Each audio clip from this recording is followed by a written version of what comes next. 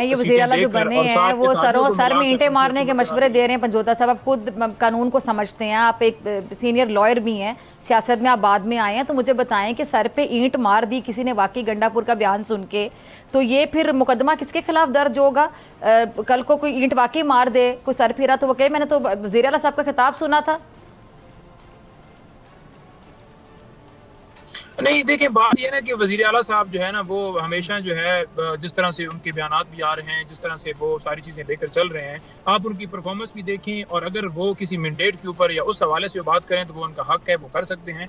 दूसरी बात ये भी देखें कि 9 मई के हवाले से उनके वारंट जो है अदालत अब भी निकाल रही है, और दूसरी तरफ आप देखें तो मेरा सवाल वहीं पर है कि सर पे ईंट मारने के मशवरे क्यों दे रहे हैं अवाम को?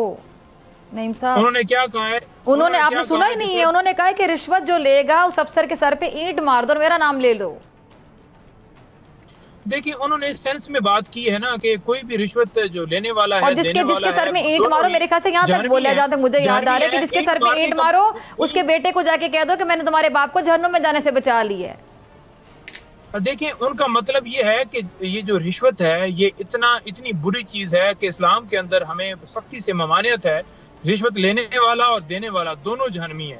उस सेंस में उन्होंने कहा है कि इस जो गुनाह है इसकी इस तरह से सेंसिटिविटी है कि अगर कोई आपसे रिश्वत मांगता है या रिश्वत लेता है तो उसके खिलाफ स्ट्रिक्ट एक्शन लिया जाए। स्ट्रिक्ट एक्शन का मतलब ये नहीं है कि अब गोली उधर मारनी है, मतलब ये है कि उसके ऊपर केस या आवाज या जिस तरह से भी उसके खिलाफ कंप्लेंट करके। चलिए, मैं आपकी जरा दोबारा आती हूँ, आपका पॉइंट आ गया। सब्सक्राइब करें और बेल दबाएं ताकि कोई खबर रह न जाए।